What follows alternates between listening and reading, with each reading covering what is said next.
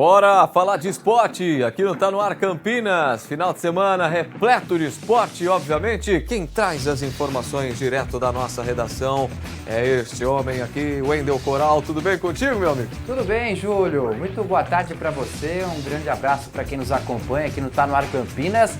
Segunda-feira, e como é que foi o seu final de semana, Júlio? Você sabe que toda segunda-feira, quando eu chego aqui na redação, eu fico me perguntando: o que será que Julinho fez durante o final de semana, hein, Stevanelli? Ai, Wendel Coral, foi tudo ótimo no final de semana. Vou falar pra você. Vou te contar um negócio. Foi tudo ótimo, graças a Deus, no final de semana. Espero que o seu também, porque eu vi que você trabalhou no final de semana, inclusive num dos jogos aqui da nossa região, aqui em Campinas. Você esteve lá, meu amigo. Pois é, Júlio. Estive presente no estádio Moisés Zucarelli, primeiro jogo da Ponte Preta em 2020 e em 2025 recebeu o Santos no majestoso duelo válido pela segunda rodada do Campeonato Paulista. Foi a estreia dos novos refletores da Ponte Preta, estreia também da nova camisa para a temporada. Enfim, a Ponte até saiu na frente com o gol do Jean Dias, mas acabou levando o empate com o gol do Guilherme na etapa complementar. Mas, além dessa partida, a principal notícia foi uma possível volta do craque Neymar ao Peixe. Os detalhes a gente confere agora, Julio. No Moisés Zucarelli, Ponte Preta e Santos fizeram um jogo de muita marcação. O goleiro do Santos, Gabriel Brazão, precisou fazer pelo menos duas grandes defesas no primeiro tempo. Ele só não conseguiu defender a cabeçada de Jean Dias, que abriu o placar para a Ponte Preta. O Santos empatou no segundo tempo com o Guilherme e este foi o placar final do jogo. Agora, aqui em Campinas também só se falava sobre o possível retorno de Neymar ao Santos. No sábado à noite, a direção do Santos formalizou uma proposta para repatriar Neymar para o time da Baixada Santista. A ideia do Santos é pagar parte do salário, já que Neymar tem contrato com o time da Arábia Saudita até o mês de junho.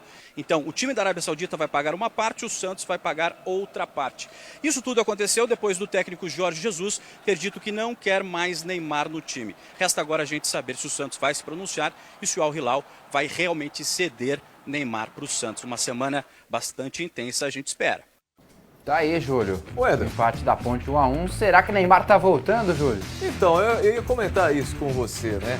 Você vê que, na verdade, em termos pro futebol brasileiro, é excelente. Mas realmente eu esperava, por exemplo, que Neymar tivesse em condições melhores físicas. Não sei se compensa para o Santos trazer ele, a não ser pelo marketing, obviamente, né? Porque como em termos de jogar bola, tudo que vem de melhor qualidade para o cenário brasileiro se dá bem, mas precisa ter um pouco de preparo físico. Eu espero que tenha esse fôlego ainda, né? Se tratando que o Neymar ainda também já está numa idade não muito privilegiada para ser um esportista. Não sei se você concorda com isso. Não, concordo sim, Júlio, sem dúvidas. É um tanto quanto decepcionante, né? Os últimos anos do Neymar, sobretudo essa passagem na Arábia Saudita, lá no Al Hilal, do técnico Jorge Jesus, que tudo isso começou quando o técnico português externou que não contava com o atacante. E tem até um levantamento, viu, Júlio, que mostra que desde que o Neymar foi anunciado pelo Al Hilal até o dia de hoje, ele já ficou ausente por lesão por mais de 400 dias. Ou seja,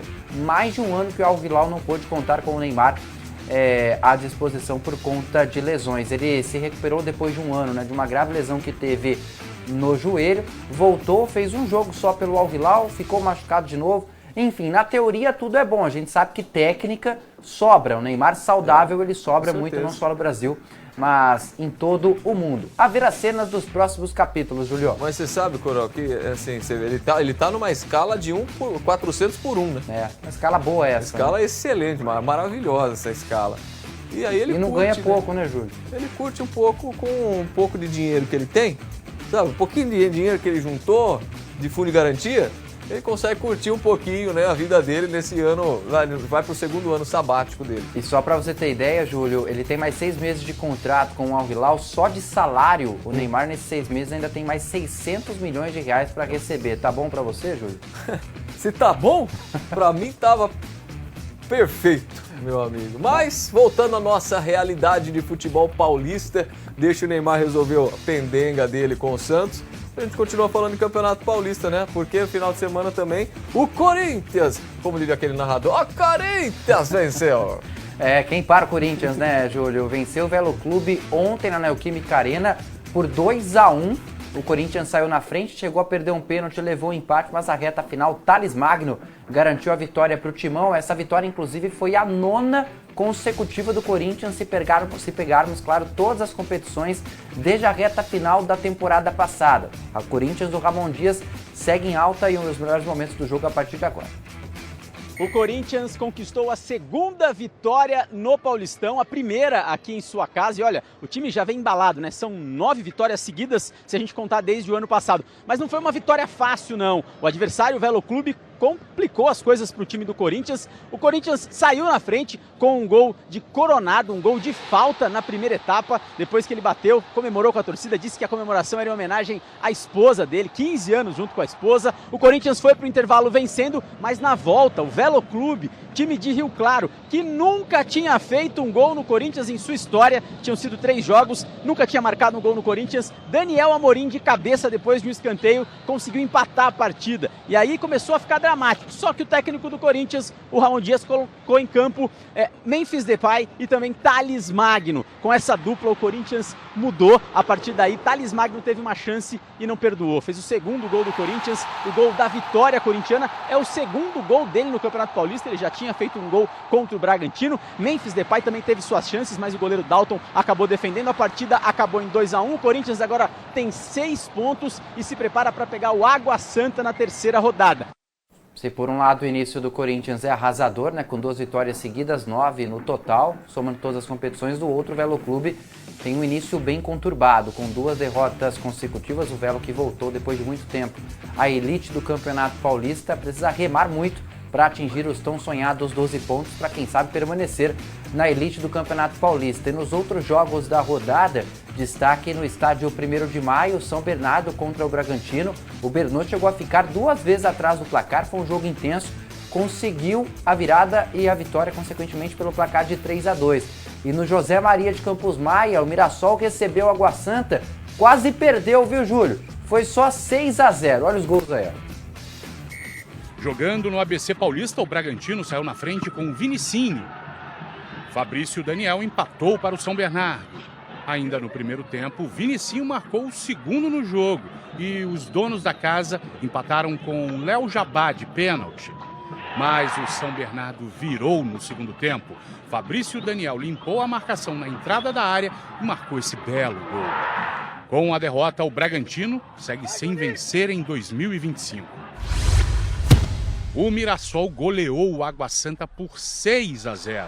O destaque da partida foi o meia Gabriel, que marcou 2 gols na vitória da equipe do interior. Tá aí, Júlio, 6-0, o Mirassol, equipe que vai disputar a Série A do Campeonato Brasileiro pela primeira vez na sua história. 6-0 contra o Água Santa, e sei que você já jogou muita bola nos seus tempos mais jovens, viu, Júlio? Já chegou a fazer 6 gols numa partida, meu cara?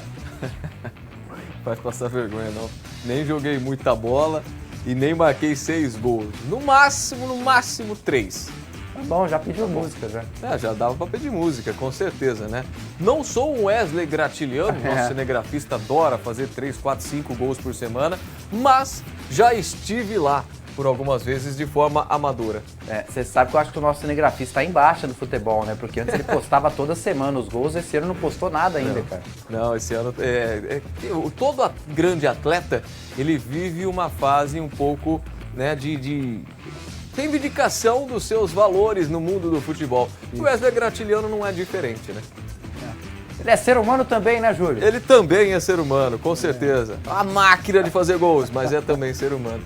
Falando nisso, gente, nesse final de semana, um dos jornalistas mais consagrados do mundo esportivo acabou nos deixando, né, Wendel? É isso, Léo Batista, 92 anos, uma voz marcante do jornalismo brasileiro, acabou falecendo no Rio de Janeiro. Ele que era botafoguense desde criança, embora tenha nascido na cidade de Cordeirópolis, aqui no interior do estado de São Paulo, mas botafoguense, viveu boa parte da sua vida no Rio de Janeiro. Léo Batista agora segue uma pequena homenagem ao eterno Léo Batista.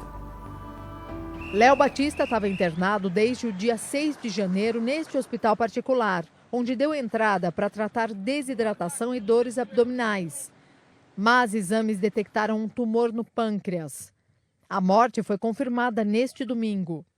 Uma das últimas aparições públicas do locutor foi no velório do amigo Cid Moreira, em outubro do ano passado. Foram 76 anos de carreira. Léo Batista fez história no esporte ao criar um novo formato para as transmissões dos jogos.